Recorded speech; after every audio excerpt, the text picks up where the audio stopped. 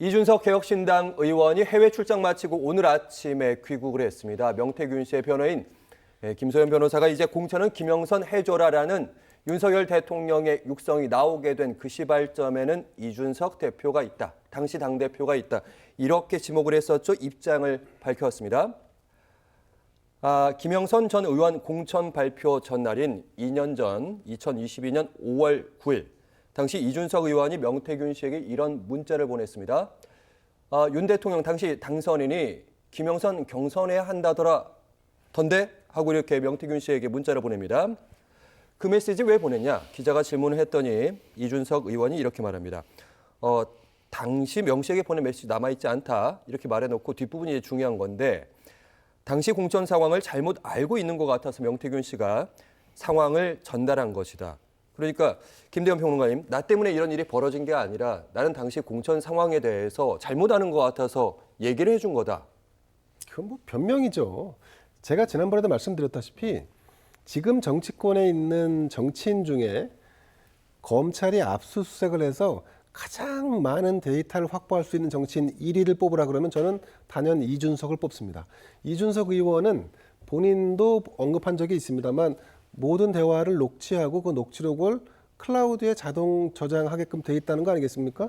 저는 그래서 지금 검찰이 만약에 정말 명태균 관련된 이 사건의 본질을 알고 싶다면 이준석 의원의 클라우드, 녹음 파일들을 통째로 입수한다 그러면 지금 이 이빨 사이사이가 다 빠져있는 듯한 느낌을 다 채워넣을 수 있지 않을까 하는 생각도 들고 자 그러면 이 명태균과 관련된 사건에서 이준석은 어떤 존재인가 국민들이 궁금해 하실 수 있는데 제가 판단컨대 이준석이라는 사람은 윤석열 정부의 태동에도 힘을 보탰고 사실은 그 공신 중에 하나인데 그런데 윤석열 정부가 들어오고 나서 당대표였던 이준석 대표를 사실상 쫓아냈습니다. 그 성과 관련된 스캔들로 윤리위에 회부했고 그래서 결국은 당대표직에서 물러나게 만들었는데 누가 봐도 대부분 이때 윤석열과 윤핵관들의 작업이 있었다라고 보고 있지 않습니까?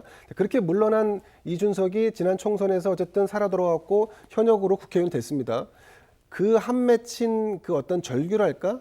어떤 그 보복 심리랄까? 이런 것들이 사실 팽배해 있다라고 짐작 가능한데 이 사건의 교집합에 누가 위치하느냐를 따져보면 예를 들면 명태균과 이준석, 김영선과 이준석, 그리고 뉴스토마토와 이준석, 그리고 김종인과 이준석, 오세훈과 이준석 모든 논란이 되는 인물의 코어에 혹은 걸쳐있는 유일한 인물이 이준석입니다. 자, 그러니까 저는 지난번 7불사 회동 때 사실 김영선이라고 하는 분의 공천과 관련된 뭐 영입하냐 마냐 이런 논란이 있을 때도 그때도 이준석과 천하람이라고 하는 사람이 등장을 했었고 그러니까 지금에 와서 다시 돌이켜 보건대 그러면 이 사건의 핵심 줄기를 쥐고 있는 사람은 이준석일 가능성이 높다라고 검찰은 판단하고 있는 거고 그 증거 중에 하나는 그동안에 이준석 의원이 명태균 씨와 관련된 공천 관련 잡음에 대해서 본인은 잘 모른다라고 거짓말을 해왔습니다. 그건 공관위에 전권을 줬고 난 잘 모른다라고 했었는데 지금 드러나는 것은 사실은 그 물밑에서 이루어졌던 많은 작업들의 일부를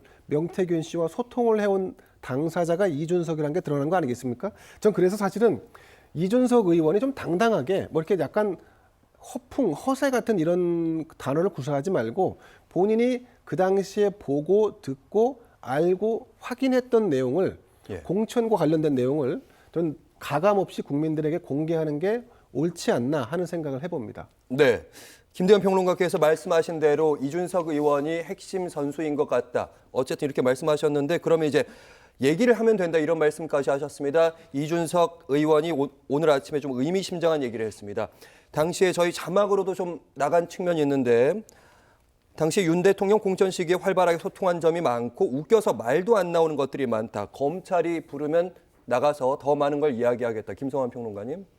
일종의 뭐 경고 메시지처럼 들리기도 하는데요. 그러니까 윤석열 대통령 그리고 윤석열 대통령 부부가 공천에 개입했다고 당시 당대표가 사실상 인정하는 발언을 한 거잖아요.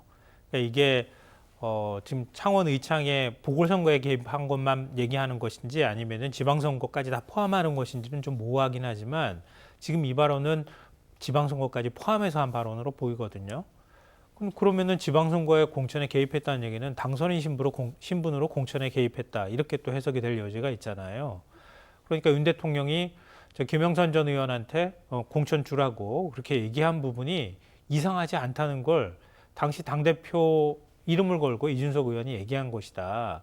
그러니까 거꾸로 말하면 윤석열 대통령이 공천에 개입하지 않았다고 주장할 근거가 오히려 더 희박해지고 있는 것 아닌가 이렇게 좀 생각하고요. 그러니까 저는 이준석 대표의 발언을요. 그러니까 모든 발단은 이준석 대표다 이렇게 지금 자꾸 몰아가고 있는데요.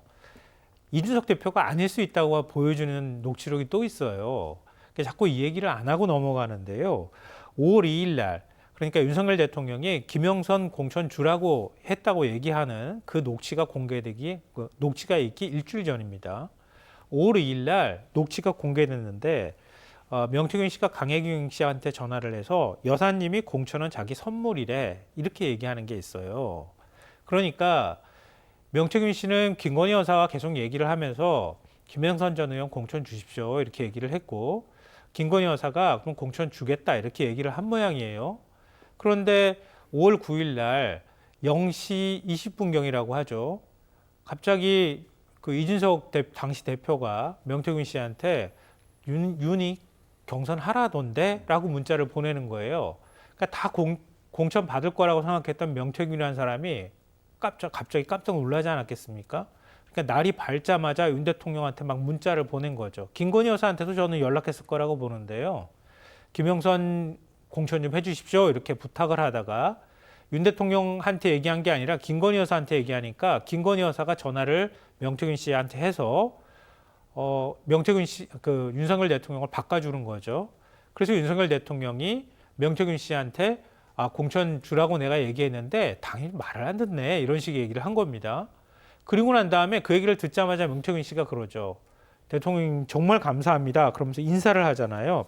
진짜 평생 은혜 잊지 않겠습니다. 고맙습니다. 이렇게 얘기를 하고요. 명태균 씨가 강혜경 씨한테 또 말합니다. 바로 그 직후에 김건희 여사가 전화를 명태균 씨한테 또 했다는 겁니다.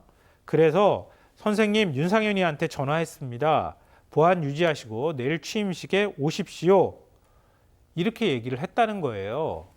그러니까 발단이 이준석 의원이었다고 얘기하는 거는 그건 사안의 본질을 흐리기 위해서 얘기하는 것이다.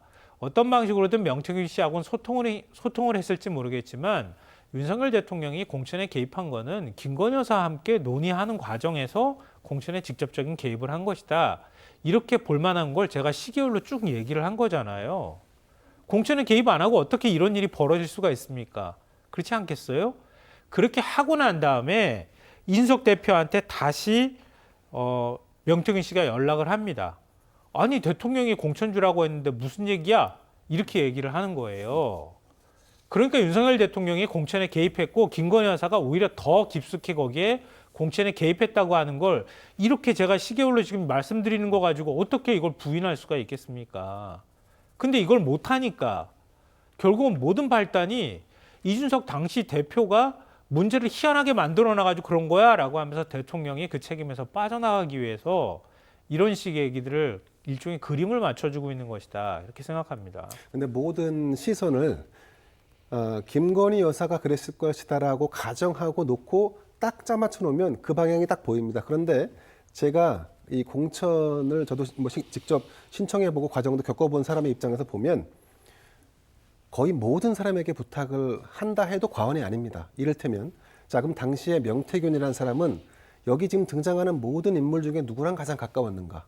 당시 당대표였던 이준석과 제일 가까웠습니다.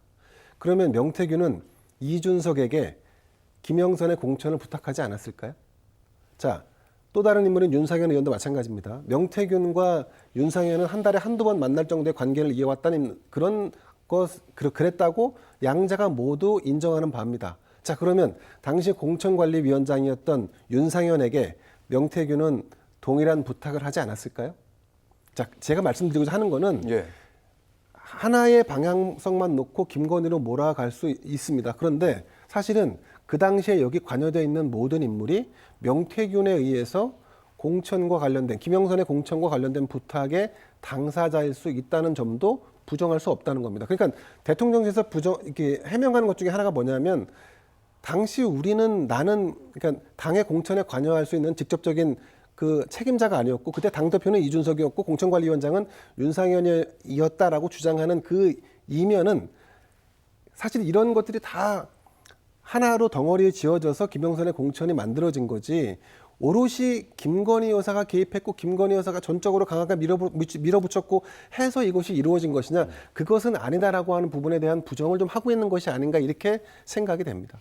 지금 두 가지를 빼놓고 얘기하셨어요. 짧게 듣겠습니다. 한 가지는 뭐냐면요. 명태균 씨란 사람은 김영선 전 의원 공천을 청탁을 하든 부탁을 하든 당대표한테도 얘기할 수 있고 공관위원장한테도 얘기할 수 있어요. 당대표는 그럴 권한을 갖고 있고 공관위원장도 그럴 권한 갖고 있으니까요. 말 안 들어주면 그만이잖아요. 그런데 당선인한테 얘기하는 건 다른 차원이에요. 당선인이 만약에 예를 들어서 지금 공천에 개입했다고 하거나 누구 해주십시오라고 얘기를 해서 실제로 공천에 영향을 끼쳐가지고 당시 재보궐선거에 공천이 실제로 이루어졌다고 하면 그건 불법 행위를 하는 것이 되기 때문이에요. 당대표한테는 얘기할 수 있죠. 왜 못합니까? 당대표는 그럴 권한을 갖고 있는 사람이니까. 그러니까 권한을 행사한 거예요, 당대표는. 공정하게 하느냐 안 하느냐에 관한 문제인 것이지. 그럼 윤석열 대통령이 당선인 신분으로서 윤상현 의원한테 얘기를 했던가 아니면 지금 김건희 여사가 그렇게 말했다고 명태균 씨가 얘기한 걸 제가 그대로 녹취록을 말씀드렸잖아요. 김건희 여사가 대체 누굽니까? 당선인입니까? 아니잖아요. 사인이죠. 당선인이 배우자일 뿐이잖아요. 사인이죠. 네. 근데 왜 당선인 배우자가 공관위원장한테 전화해서 공천 주라고 했습니다. 그러고 난 다음에 그 통화가 있고 난 다음 날 어떻게 공천을 받습니까? 그거는 명태균 씨 주장이고요. 네. 그건 불법행위에 해당이 되기 때문에 네. 그건 이준석 대표와 윤석열 대통령 부부가 공천 문제를 얘기하는 것은 별개의 사안으로 판단을 해야 된다. 이 말씀 드리는 거고요. 예. 그리고 네네. 왜 그러면 그런 얘기가 있느냐는 거에 대해선 그럼 명태균이라는 사람이 그렇게 얘기할 수 있었던 이유가 뭐냐. 그럼 81차례 여론조사를 한다던가 김성환 이런 식으로 평론가님. 했기 때문 아니냐 예. 이런 문제가 생긴다는 거예요. 저희가